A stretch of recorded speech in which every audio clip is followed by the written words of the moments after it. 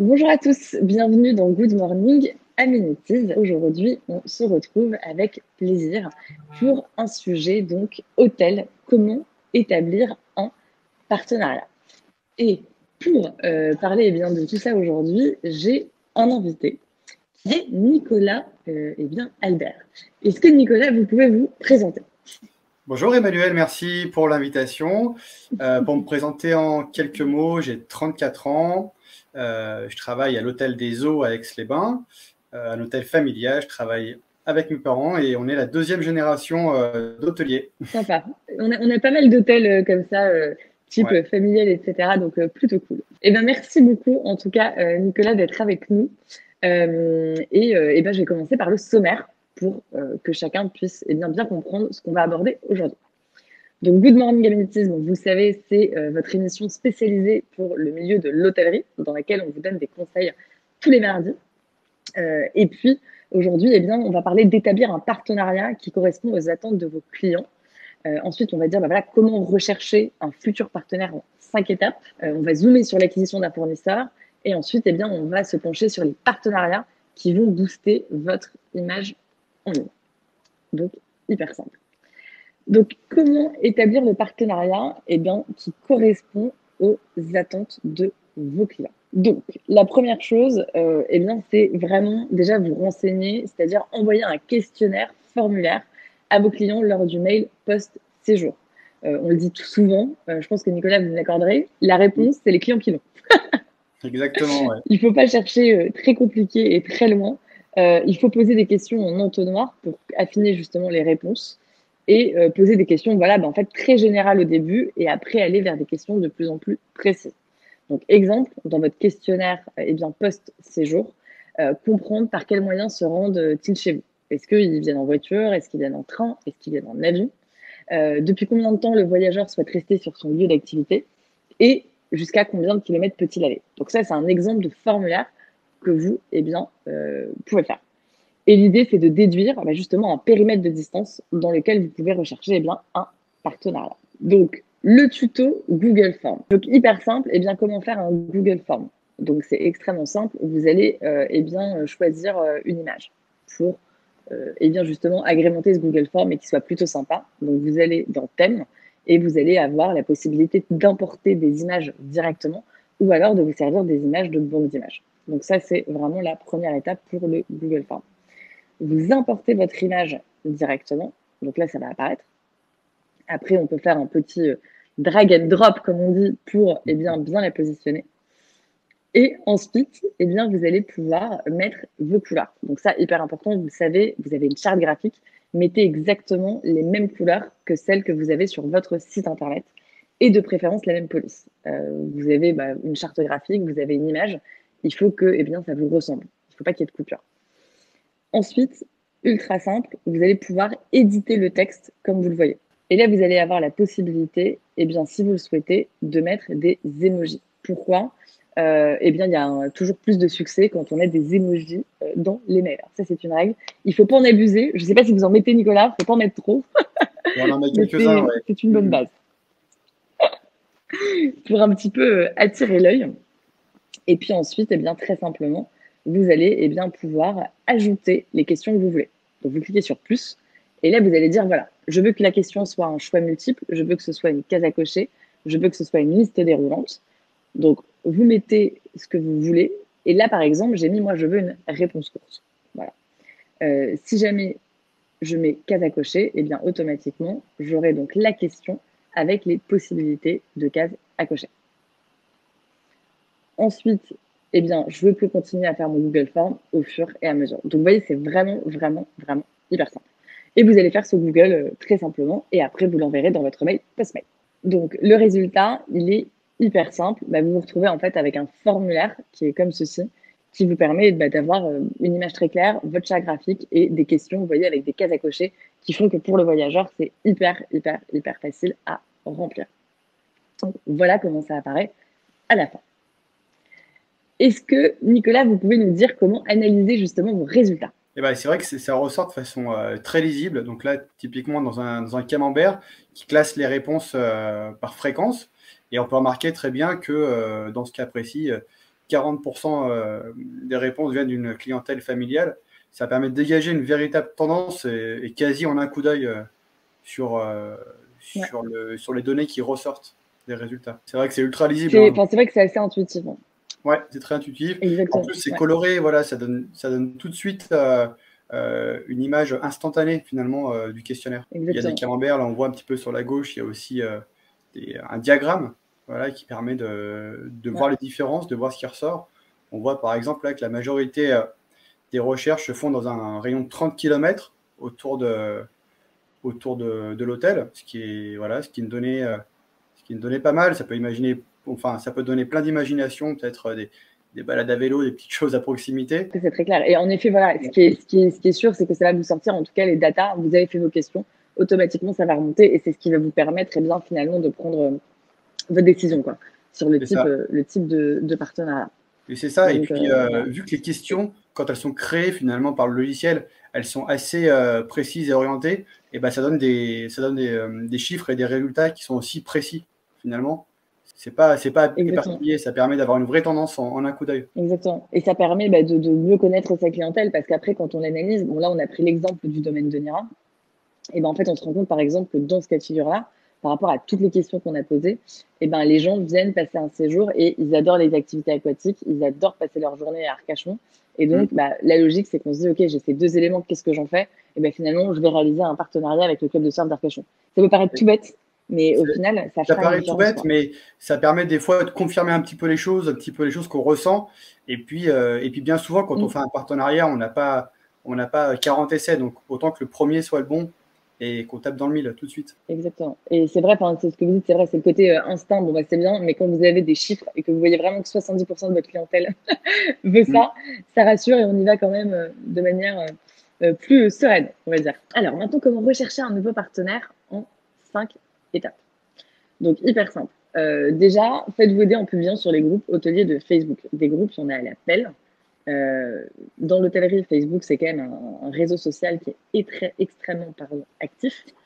Au-delà de Facebook, vous pouvez faire un post LinkedIn et faire jouer votre réseau. On a déjà fait une émission sur LinkedIn, mais là, c'est l'occasion et tout le monde a envie de faire des partenariats parce que ça donne une visibilité, hein, de toute façon, à ces gens-là.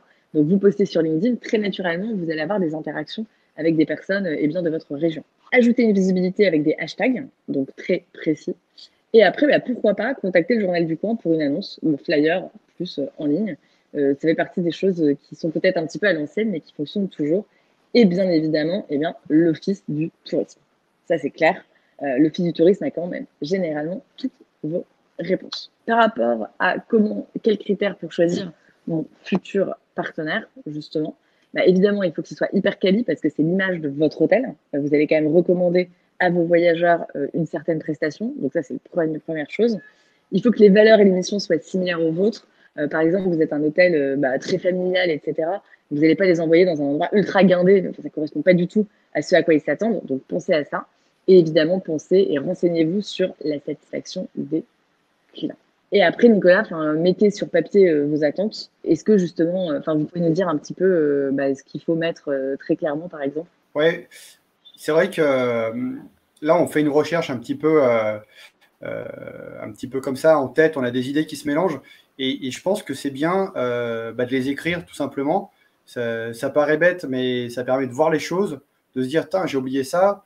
C'est vrai que chez nous, on a une forte clientèle étrangère. Faut pas que j'oublie que mon partenaire maîtrise ce sujet, par exemple. Des fois, c'est des choses, ça va un petit peu sans le dire, mais ça va mieux en le disant. Et en l'écrivant, je pense qu'on peut s'éviter des petits oublis. Et surtout, voilà, ça permet de marquer les choses physiquement. C'est-à-dire que voilà, là, on sait ce qu'on veut, c'est écrit. Et des fois, une idée, quand on l'écrit, ça permet de pas l'oublier aussi. C'est vrai. Non, mais c'est important de mettre les choses sur papier parce que sinon, en fait, on passe un peu à autre chose, quoi.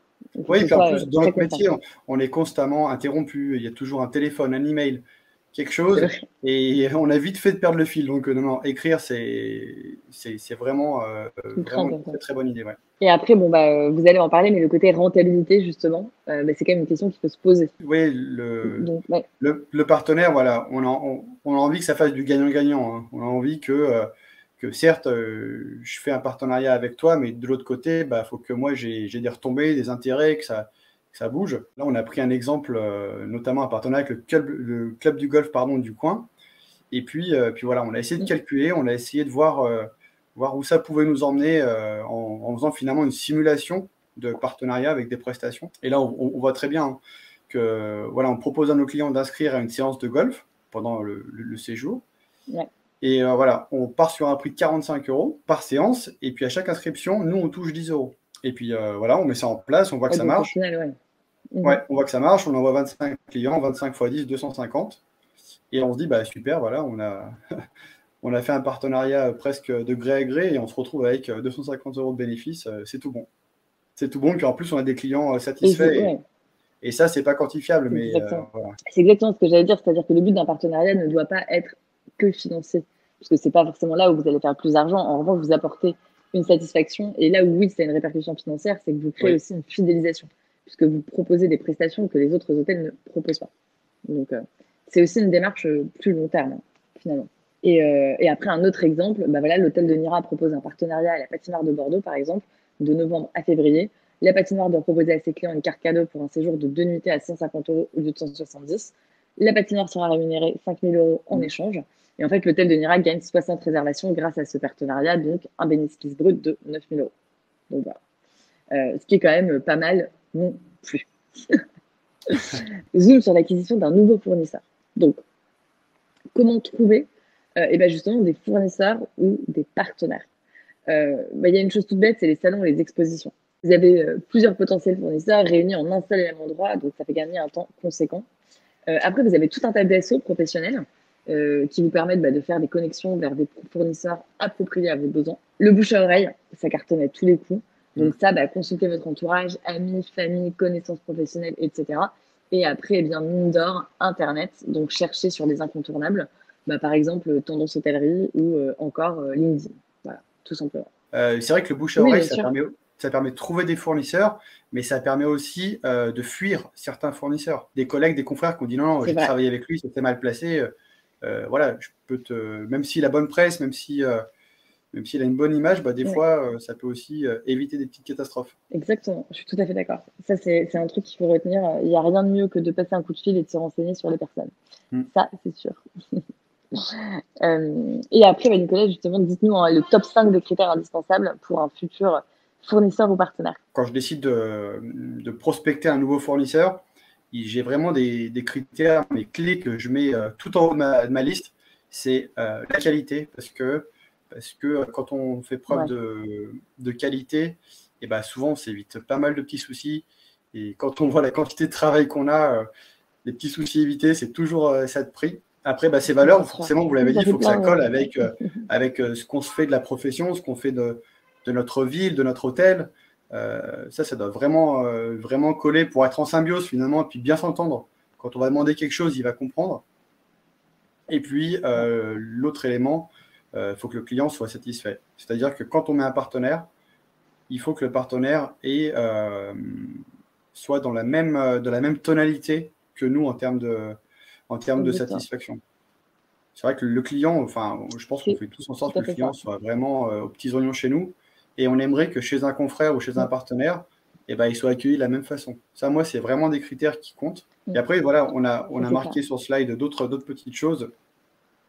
Donc, mais c'est un petit peu des choses connexes, comme la fiabilité, comme la réputation. Bien sûr. Forcément, quand en tant qu'hôtelier, bien souvent, on met son nom, on est là, on est présent physiquement. Et on ne peut pas se cacher, la réputation est là. Et puis, la sécurité financière... Ça, le comptable ne le répétera jamais assez. Quand on veut un partenaire, voilà, faut que ça suive derrière. Écoutez votre comptable, ça peut être utile. Lui, c'est un très bon partenaire aussi. Et après, voilà un cas pratique pour le coup. Si vous pouvez nous l'expliquer avec la recherche d'un fournisseur de savon, shampoing, soins, peu importe. C'est le même principe, qualité, fabriquée dans la région, délai de réservation court. L'option 1, c'est le fournisseur A remplissant toutes ses qualités avec un budget un peu plus élevé. Option 2, le fournisseur B sera l'opposé. On est d'accord, Nicolas, qu'on priorise toujours l'option 1, puisqu'il vaut mieux assurer la satisfaction plutôt que d'être dans une démarche qui finalement ne plaira pas à la clientèle, quoi. Toujours, toujours. Et d'ailleurs, à titre personnel, on a changé en début d'année de fournisseur, de savon et de produits d'accueil, et on est passé à un fournisseur plus cher, mais en termes de qualité et puis en termes de service, c'est incomparable. C'est incomparable. Et malgré ce petit plus où on a fait l'effort de le mettre, je pense qu'on a eu pas mal de retours clients assez intéressants là-dessus, et je ne regrette pas un instant. Non, mais c'est bien, c'est un bon Mm. retour. Et parfois, Mm. il faut faire des choix. Si c'est pour le meilleur, c'est toujours une bonne chose. Et après, vous avez des partenariats qui boostent votre image en ligne. Donc, évidemment, Amenities pour votre site qui va être optimisé en SEO. Indispensable, il faut que ça s'adapte aux mises à jour de Google. Vous le savez, l'algorithme de Google change tous les ans. Donc, ça, hyper important d'avoir une technologie qui évolue selon ça. Un site qui est responsive. Donc, responsive, qu'est-ce que ça veut dire? Ça veut dire que ça s'adapte aux mobiles, tablettes, ordinateurs, etc. Et toujours penser expérience utilisateur / voyageur. Un voyageur reste 4 secondes sur un site internet. Donc, si vous n'avez pas le bon partenaire, c'est-à-dire que si au bout de 4 secondes, il voit que le site n'est pas sécurisé, qu'il n'y a pas les infos qu'il faut, etc., il part. Donc, 4 secondes, c'est pas énorme. Donc, en effet, vous pouvez mettre tous les partenariats du monde en place. Si vous n'avez pas cette vitrine, vous vous tirez une balle dans le pied, quoi. Et après, Nicolas, si vous pouvez nous expliquer les critères incontournables pour le coup, pour trouver justement l'influenceur parfait pour votre hôtel. Parce que ça peut être aussi une démarche de Ouais. trouver des influenceurs pour améliorer tout simplement l'image en ligne. Ouais. Nous, c'est vraiment quelque chose qu'on a fait, qu'on fait 1 à 2 fois par an, c'est-à-dire qu'on prospecte avec notre community manager un influenceur pour plusieurs choses, parce qu'on cherche d'abord à faire ça pour notre intérêt, à notre hôtel. Nous, ce qu'on veut déjà, c'est qu'en termes de communauté de l'influenceur, elle soit à taille raisonnable, c'est-à-dire on cible entre 5000 et 20 000 followers. Ça, c'est pour Instagram. Ouais. Parce qu'au-delà de 20 000, déjà l'influenceur va commencer à être presque professionnel, donc c'est-à-dire qu'il va être gourmand, exigeant. Bien sûr. Et je pense qu'on perd un petit peu le contact de partenaire. Je pense que là, c'est vraiment un prestataire, c'est un petit peu différent. Donc moi, je recherche ça. Après, je regarde aussi beaucoup son feed, ses images, ce qu'il fait, où il influence. Il influence plutôt dans la partie gastronomie, plutôt dans la partie voyage, si c'est un sportif, si c'est un très bon photographe. Ça va être important parce que dans le partenariat avec l'influenceur, au-delà de l'inviter chez vous pour qu'il partage son expérience, il va aussi vous donner des photos de chez vous. Et ça, des photos faites par un pro ou par quelqu'un qui a un petit peu de talent, c'est toujours ça de prix. Ça va c'est une valeur. Sur votre site, vous allez les partager, ça va vous donner beaucoup de contenu. Et ça, voilà, ça fait aussi partie de l'influenceur. Et après, il y a une autre chose aussi qui est importante, et ça, on peut le trouver avec des petits outils sur Instagram et sur les mobiles, c'est vérifier son taux d'engagement à cet influenceur. C'est-à-dire qu'il peut très bien avoir une communauté de, admettons, 15 000, et on se rend compte que ces photos, elles sont likées que par 50 personnes. Donc là, on se dit, il y a peut-être un petit quelque chose. Il faut peut-être creuser, il est peut-être pas... ça, il faut se méfier aussi. Il y a des gens qui achètent des likes, enfin pas des likes, mais des followers. Donc, il faut vérifier, en effet, s'il y a des interactions, en fait, sur les publications. Et après, la petite chose importante aussi, c'est généralement, avec un influenceur, on finit par un jeu concours qui va être partagé sur votre page et sur la sienne. Et dans ce jeu concours, on va demander à s'abonner à la page. Et là, c'est vraiment, le marteau qui enfonce le clou. C'est-à-dire qu'en plus d'avoir des belles photos, en plus d'avoir de la visibilité, vous allez gagner des personnes sur votre compte. Et ça, une communauté, quoi. Ouais. Oui, c'est vrai. Et le jeu concours, moi, je recommande toujours à mes partenaires parce que c'est vraiment ce qui va avoir un effet immédiat qui est pour participer au jeu concours, allez liker la page, mettez un commentaire et en fait, ça vous permet de gagner énormément en visibilité. Ouais. Donc, et ça peut marcher avec un influenceur qui a que 2000 ou 3000 abonnés. Hein. Il n'y a pas de règle là-dessus. Hein. C'est vrai, on a tendance à un peu se dire, un petit influenceur, c'est pas forcément terrible. C'est plutôt l'inverse en général. Parce qu'en fait, les micro-influenceurs ont plus des communautés en fait très proches qui vont plus les suivre. Alors que les gros influenceurs, ils suivent les gens, mais au final, il y a tellement, on va dire, de placements de produits et de choses qui sont faites que vous êtes dans la masse. Donc, les petits influenceurs, 2000, 10 000 followers, je suis d'accord, c'est vraiment les mieux. Ouais, pour le coup. vraiment. Ouais. Et après, bah, comment les chercher, ces influenceurs? Eh bien, repérer les influenceurs tendances spécialisés en voyage sur Internet et les réseaux sociaux. Il faut les contacter via leur bio, donc la petite biographie. Là, on a donné un exemple. Demandez aussi à votre communauté, bah, si peut-être il y a des influenceurs qui vous suivent. Et après, il y a des agences d'influenceurs. Donc ça existe également. Des agences qui répertorient un certain nombre d'influenceurs. Donc ça, bah, vous les contactez. Vous trouvez tout ça tout simplement sur Internet. Et donc après, on va vous partager, eh bien, tout simplement, un petit tuto pour vérifier le taux d'engagement. Donc là, hyper simple, c'est un tuto pour savoir eh bien, si l'influenceur est bien ou pas. Donc on tape le nom de l'influenceur, on clique sur vérifier, on dit qu'on n'est pas un robot, et en fait, eh bien, ça va nous sortir le taux d'engagement de l'influenceur. Voilà, hyper simple, c'est un petit tuto qui est très rapide. On pourra vous envoyer, si vous voulez, avec plaisir le lien pour que vous vérifiez ça. Mais c'est important de vérifier parce que bah, vous allez quand même offrir une nuit d'hôtel ou quelque chose à cet influenceur. Donc, c'est important de vérifier que c'est quelqu'un de sérieux, comme tout partenaire. Et après, eh bien, booster son exposition. Nicolas, si vous pouvez nous expliquer bah, comment négocier le partenariat justement sur la base du gagnant-gagnant. Bah, c'est ça, gagnant-gagnant. Lui, l'influenceur, dans ceux qu'on a ciblés, hein, c'est-à-dire entre les 5000 et les 20 000 followers, c'est quelqu'un qui va adorer voyager, qui va adorer découvrir plein de choses. Et grâce à vous, bah, il va découvrir une nouvelle ville, un nouvel hôtel, un nouvel environnement. Et lui, il va gagner grâce à votre invitation. Donc pour lui, c'est déjà gagnant. Et vous, vous allez gagner parce que cette personne a du talent sur les réseaux, a du talent en photographie, et vous allez pouvoir avoir pas mal de répercussions derrière. C'est vrai que souvent, les types d'influenceurs, pour en avoir fait l'expérience, ils sont souvent un petit peu débutants, ils ont aussi une autre activité à côté. Et c'est pas mal de mettre tout de suite au clair les choses que vous allez faire et pas faire. Fixer tout de suite les limites, c'est-à-dire que lui, il va vous dire, bah, moi, je vais prendre des photos. Oui, mais combien? Des fois, c'est pas grand-chose. Oui, c'est vrai, il faut que ce soit carré, en fait. Ouais, de se dire, bah, tiens, moi, je veux 10 photos du restaurant, 10 photos du bar. Si vous avez un extérieur, 10 photos. Des photos plutôt lifestyle ou des photos où il n'y a vraiment personne dessus. Je pense que c'est des petites précisions à faire au début, mais au moins, vous avez ce que vous voulez. Voilà, et vous n'êtes pas trop dépendant de sa production et puis de son style.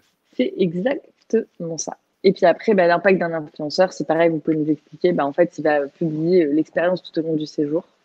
Ouais. Enfin voilà, je vais le dire très simplement, les voyageurs bah, vont rêver à travers leur écran et ils voudront s'y rendre. Et en fait, les abonnés font confiance aux retours et recommandations de leurs influenceurs préférés. Donc voilà, donc c'est pour ça, ça reste de la recommandation finalement, version 2.0 quoi, on va dire.